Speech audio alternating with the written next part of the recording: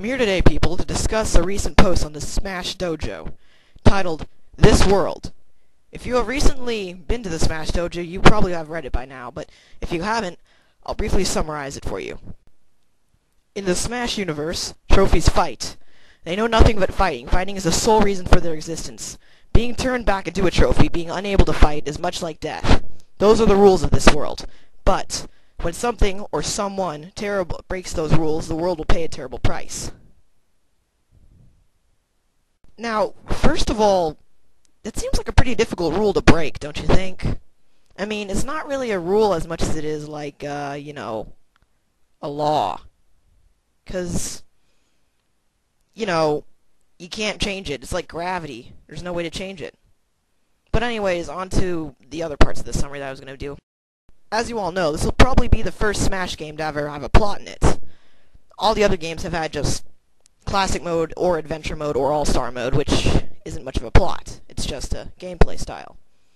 And as you saw, the second picture I showed with Mario in the stance, it bears a striking resemblance to the stance that Mario did in Super Smash Bros. Melee during the intro, except, flipped. So, of course, this would be a perfect explanation to the beginning of the intro in Super Smash Bros. Melee. Now, there are two series of clips that I find particularly interesting. The first one are the three that have Mario and Kirby together. Alright, let's show that clip, okay? Alright, so as we can see, Mario is standing in front of the Kirby trophy, putting his hand to it. I believe he's actually putting the trophy to life, not killing it, of course, but that's a little obvious. The next clip shows Kirby looking up at Mario, nothing surprising there. But the third clip, that one is interesting, for you can see that Mario and Kirby are shaking hands. That might be what they're referring to by breaking the laws of the universe. It's a mystery still. I'm not quite sure, because in earlier games you saw that team battles are allowed, but still, it's not that big of a stretch. And for the second part, the second series of clips that I find interesting, it's a lot more interesting, in fact, than the others, than the last series, because first it introduces a new character, and it also explains that ship that we saw in the first preview movie. Ouch. Anyways, so let's get that clip moving. Those clips. Alright, so the first clip, of course, shows Mario looking up at the sky. You can see the sky.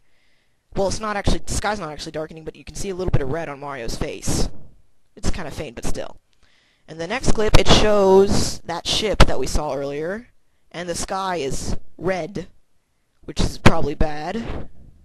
But the third clip... Okay, now this clip just scares me. It really, really scares me. I do not know what this thing is. It's creeping me out.